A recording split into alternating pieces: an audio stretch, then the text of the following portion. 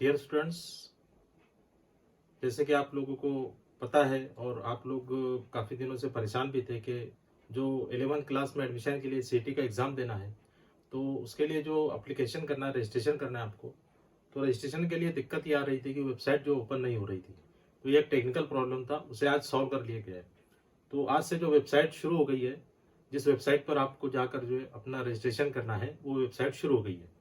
किस वेबसाइट पर जाना है वो मैं आपको यहाँ पर दे रहा हूँ। देखिए, इस वेबसाइट पर जाकर जो है आप अपना फॉर्म भर सकते हैं, रजिस्ट्रेशन कर सकते हैं फॉर सीईटी एग्ज़ाम। और नीचे डिस्क्रिप्शन में भी मैं इसकी लिंक दे दूंगा आपको, उस लिंक पर जाकर भी आप अपना फॉर्म जो फिलअप कर सकते हैं। और अभी जो साइट है वो बिल्कुल क्लियरली चल रही है, उसको आप चेक कर सकते हैं, आसानी से आप उसके ऊपर रजिस्ट्रेशन कर सकते हैं। साइट आज से जो है वो शुरू हो गई, यानी 26 जुलाई से साइट जो शुरू हुई है। तो उस ताल्लुक से कुछ अपडेट्स हैं, वो इंस्ट्रक्शंस और अपडेट्स जो मैं आपको बताता चलूँ कि ये जो साइट है, जैसे कि मैंने बताया, आज से शुरू हुई है और उसका एड्रेस जो चेंज हो गया है, यूआरएल जो चेंज हुआ है, वो मैं आपको दे रहा हूँ नीचे डिस्क्रिप्शन में भी, और यहाँ पर भी आप उसको देख कर जो है डिस्क्रिप्शन में भी जाकर सीधे क्लिक कर जो है आप उसको अपने फॉर्म को जो है रजिस्टर कर सकते हैं। अब ये साइट जो आज से शुरू हुई है, यानी 26 जुलाई से साइट शुरू हुई है और इसकी डेट जो एक्सटेंड की गई है, यानी कि 2 अगस्त तक आप ये फॉर्म जो है फिलअप कर सकते हैं। 2 अगस्त तक इसकी डेट रखी गई है रजिस्ट्रेशन के लिए। 26 जुलाई से लेकर 2 अगस्त तक आप जो है अपना फॉर्म भर सकते हैं, रजिस्टर कर सकते हैं फॉर सीईटी एग्ज़ाम। तो काफ़ी वक्त आप लोगों के पास है। और अगर फिर भी साइट अगर कहीं हैंग वगैरह होती है, कुछ प्रॉब्लम आती है, तो आपको पैनिक नहीं होना है। अब जो है साइट में इतना ज़्यादा प्रॉब्लम आएगा नहीं। और देखिए, अब कुछ लोगों के जहन में सवाल ये रहेगा कि जो लोग ऑलरेडी फॉर्म फिलअप कर चुके हैं उनका क्या। तो आपको आपका एप्लीकेशन आईडी मिला होगा, तो उस आईडी के थ्रू जो है आप जाकर उसमें एक मरतबा चेक कर सकते हैं, यानी आप लॉगिन कर सकते हैं। तो उस साइट को आप ओपन कीजिए और मैं भी आगे आपको बताऊंगा, तो उसमें आप जो ऑलरेडी रजिस्टर कर चुके हैं तो वो भी जाकर उसमें लॉगिन कर सकते हैं।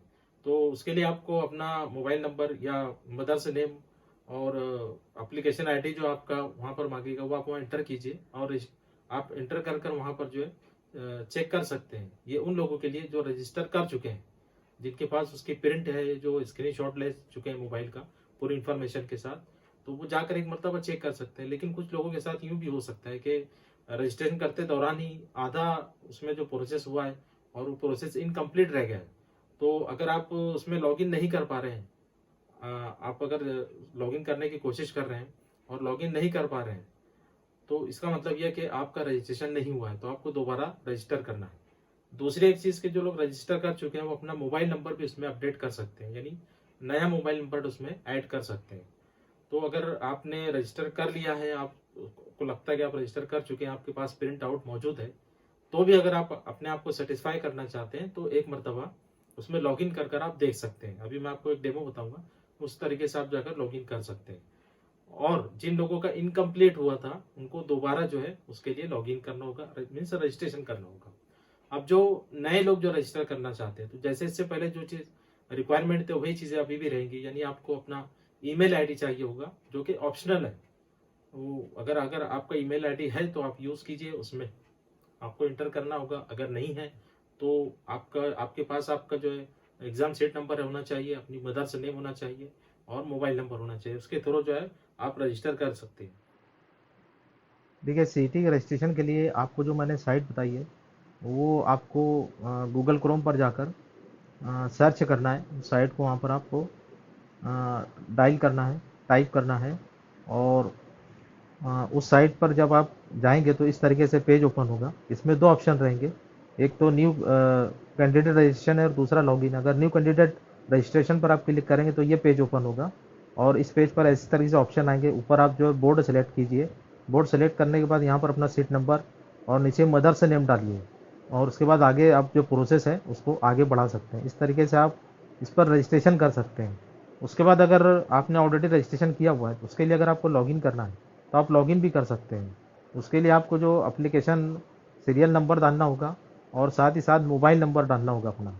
इस तरीके से आप लॉगिन कर सकते हैं। देखिए, यहाँ पर जब आप मोबाइल नंबर डालेंगे और लॉगिन करेंगे तो इस तरीके से पेज यहाँ पर ओपन होगा। तो आपकी इन्फॉर्मेशन भी आप वहाँ पर देख सकते हैं, है ना। यहाँ पर देखिए, अगर आपको अपना सीट नंबर और मदर से नेम डालना है। ये प्रोसेस मैं बता रहा हूँ उस वक्त कि अगर आप अपना कोई रजिस्ट्रेशन का कोई इंफॉर्मेशन अगर आप भूल गए तो उस वक्त फॉरगॉट रजिस्ट्रेशन आईडी आईडी अगर आप भूल गए मान लीजिए, तो उस वक्त आप ये प्रोसेस कर सकते हैं कि आपको जो है नीचे इसमें जो इन्फॉर्मेशन अब जो फिलअप करनी रहेगी, दो रहेगी। एक तो अपना सीट नंबर, दूसरा मदर से नेम।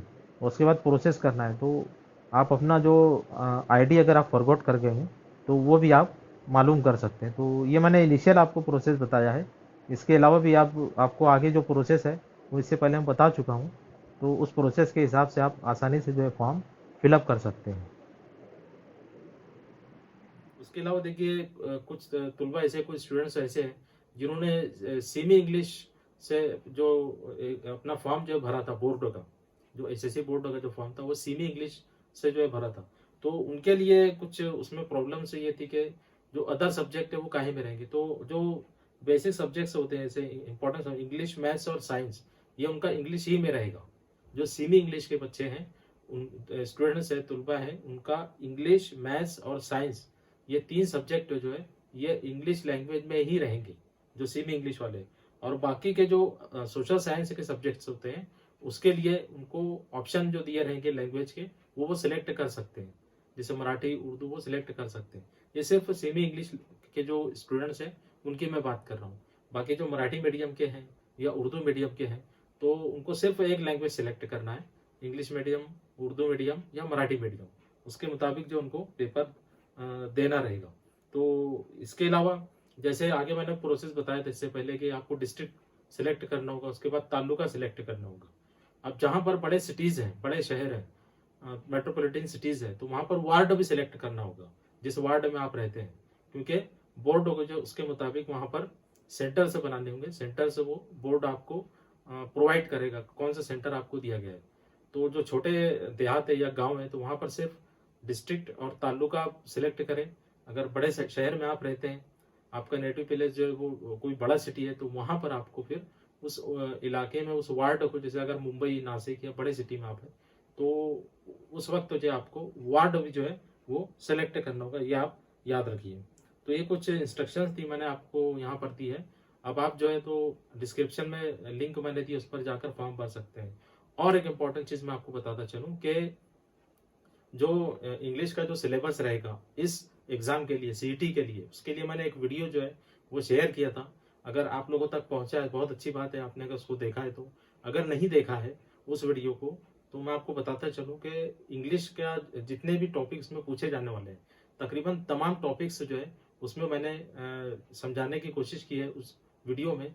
उसको पहले मैंने आपको बताया कि कौन कौन से टॉपिक्स पूछे जाने वाले हैं, तो उसके डिस्क्रिप्शन में आपको उन तमाम टॉपिक्स के वीडियोस भी जो है तो अवेलेबल हैं। तो उस वीडियो की लिंक भी मैं शेयर कर रहा हूँ। अगर आपने देखा है तो बेहतर है, नहीं देखा तो दोबारा देखिए, और तमाम वीडियोस की जो लिंक है उसके नीचे उसको भी आप देखिए, ताकि आपकी अच्छी तरीके से स्टडी हो सके। और एक चीज़ का मैं यहाँ पर आपको क्लेरिफिकेशन कर दूँ कि इससे पहले जो सिलेबस आया था उसमें पैसेज के ताल्लुक से एक एक्टिविटी दी हुई थी कि उसमें पैसेज पर सवाल पूछा जाएगा, कॉम्प्रिहेंशन पर। बाद में उसमें थोड़ा चेंज किया गया है, उसको आप क्लियर कर दें कि पैसेज पर आपको क्वेश्चन नहीं पूछा जाएगा, पैसेज पर कोई एक्टिविटी नहीं होगी। इसमें अलग अलग मैंने जो एक्टिविटीज बताई थी अलग अलग पार्ट में, पोइट्री पर, लैंग्वेज स्टडी पर, उसमें आपको पैसेज का भी बताया था। तो पैसेज पर नहीं रहेगा, ये आप याद रखें, अपने जहन में रखें। बाकी की स्टडी आपको करना है। तो नीचे डिस्क्रिप्शन में मैं लिंक दे रहा हूँ, उस वीडियो पर जाकर आप स्टडी कौन से टॉपिक की करना है वो देख सकते हैं। साथ ही साथ जैसे मैं एक बार फिर बता रहा हूँ कि जिस लिंक पर जाकर आपको फॉर्म भरना है, उस लिंक की मैं डिस्क्रिप्शन में दे रहा हूँ, उस लिंक को, उस पर आप जाकर जो है फॉर्म फिलअप करें। तो best of luck for your study. अब आप स्टडी में जुट जाइए, और उस ताल्लुक से अगर कोई दिक्कत आती है तो आप कमेंट बॉक्स में जाकर मुझसे सवाल पूछ सकते हैं। Now we will meet in next session. Till then, good bye.